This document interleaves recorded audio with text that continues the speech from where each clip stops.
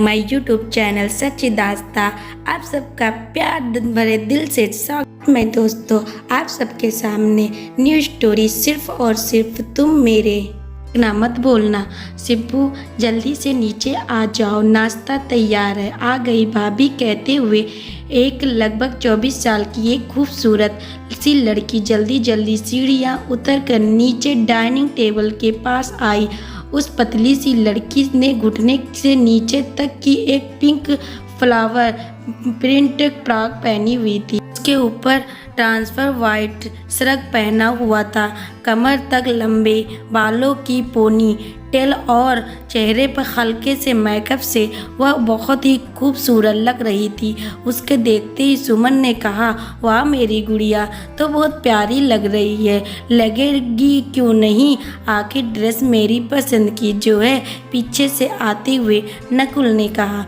शिब्बू उर्फ सुरभि ने पीछे मुड़कर नकुल को देखकर गुड मॉर्निंग बोला। नकुल भी सुरभि को गुड मॉर्निंग बोल उसके बगल की टेबल पर बैठ गया। कुछ देर बाद जब वे तीनों ब्रेकफास्ट कर रहे थे तो वो सुमन बोली, शिब्बू एक हफ्ते बाद मुझे मेरे दोस्त की शादी में जाना है तो तुम भी मेरे साथ वहाँ चलना। सुरभि भाभी मैं वहाँ जाकर क्या करूँगी। सुमन तू कब तक ऐसे सिंगल ही रहेगी, मेरे साथ शादी में चलना। बहुत सारे अच्छे खानदान के लड़के आएंगे तो किसी को तुम पसंद आ गई तो तेरा रिश्ता तय हो जाएगा। यह बात सुनते ही सुरभि के हाथ रुक गए और अचानक उसके दिमाग में ख्यालों का तूफान चलने लगा। नकुल अभी इन सब बातों का वक्त नहीं है, जब वक्त आएगा तो मैं खुद इस बारे में बात कर लूँगा। सुमन नकुल अब कब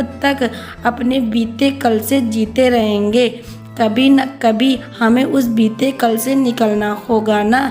नकुल इस बारे में मैं बाद में बात करेंगे। सुरभि ने जल्दी जल्दी अपना नाश्ता ख़त्म किया और जल्दी से बाहर आ गई। बाहर ड्राइवर गाड़ी में उसका ही इंतज़ार कर रहा था। वो जल्दी से गाड़ी में बैठ गई। गाड़ी अपनी मंजिल राजवंश कॉरपोरेशन की ओर चल पड़ी, जहां वो पिछले 3 सालों से मानसिंह राजवंश की पर्सनल असिस्टेंट का काम कर रही थी। गाड़ी अपनी रफ्तार से आगे बढ़ रही थी। सुरभि ने अपना सिर पीछे सीट पर टिका रखा था और उसकी आंखें बंद थी। उसकी आंखों के सामने उसके पास्ट की यादें घूम रही थी और उन यादों में सिर्फ एक ही चेहरा, राठौर। हाँ, विक्रांत राठौर, यही तो नाम था उस शख्स का जिसके साथ उसकी जिंदगी के सबसे हसीन पल गुजरे थे। पर वह उसे इसी चेहरे से नफरत होने लगी थी। वह अपनी यादों में इस कदर खोई थी कि उसे पता ही नहीं चला कि कब वह अपने ऑफिस पहुंच गई। ड्राइवर ने गाड़ी रोकी तो वह अपने ख्यालों से बाहर आई और जल्दी जल्दी ऑफिस के लिए अंदर चली गई। मानसिंह राजवंश की पर्सनल असिस्टेंट होने के कारण कंपनी में उसकी काफ़ी इज्जत थी, पर कंपनी में उसके ज़्यादा दोस्त नहीं थी। वो बस अपने कुछ कलीग्स से ही बात करती थी। वह जल्दी से मानसिंह के ऑफिस में गई। उसका कैबिन भी मानसिंह जी के ऑफिस में ही था, क्योंकि वह उसकी पीए थी। क्यों, इसलिए काम में दिक्कत न होने का कारण कि मानसिंह ने उसका कैबिन अपने ऑफिस में ही बनवा लिया था।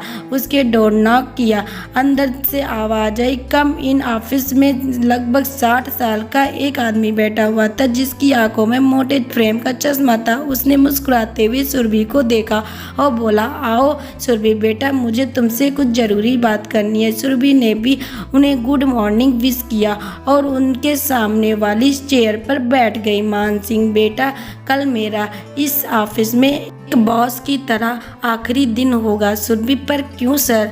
मानसिंह, क्योंकि इस कंपनी को किसी दूसरी बड़ी कंपनी ने खरीद लिया है। सुरभि, ओह अच्छा सर। मानसिंह, पर तुम चिंता मत करो, नए बॉस के आने के बाद भी तुम्हारी पोस्ट यही रहेगी, तुम उसकी पर्सनल असिस्टेंट बनोगी। सुरभि, नहीं सर, ऐसी बात नहीं है, आपके साथ काम करते हुए काफ़ी वक्त गुजारा, इसलिए आपके जाने के बारे में सुनकर मुझे दुख हो रहा है। मानसिंह, मेरे बारे में चिंता मत करो, वैसे अब मेरी रिटायरमेंट होने वाली है, उम्र है, और तो मैं छुट्टी पे जा रहा हूँ। अपना काम ख़त्म करके सुरभि दोपहर लंच टाइम में कैंटीन गई। वहाँ उसे अपनी कलीग्स आयशा और मेघा दिखी जो उसका ही इंतज़ार कर रही थी। सुरभि भी उनके पास जाकर लंच करने लगी। आयशा, यार पापा ने मेरी शादी फिक्स कर दी है। मेघा, क्या, कब, किससे? आयशा मेघा के इस अंदाज से, हाँ अंकल, कल रोहन से। मेघा, ओह अच्छा, मतलब मुझे मेरा प्यार मिल ही गया। आयशा शर्माते हुए, हाँ यार मुझे मेरा प्यार मिल ही गया। सुरभि, ओह देखो तो जरा लड़की कैसे शर्मा रही है। मेघा मन में ही मोतीचूर के लड्डू फूट रहे थे। सुरभि और मेघा आयशा को देखकर मुंह दबाकर हंसने लगी और छेड़ने लगी कि उसकी शादी हो जाएगी तो हम लोगों को हमारे जीजा जी मिल जाएंगे। आयशा, चुप हो जाओ तुम दोनों, मुझे इस तरह छेड़ना बंद करो। जब तुम दोनों की शादी होगी ना, तब मैं तुम दोनों में से बदला लूँगी। मैं भी तुम दोनों को ऐसे ही चिढ़ाऊँगी। सुरभि, सबने ही देखो, ऐसा कभी नहीं होगा, क्योंकि मैं तो पहले से ही।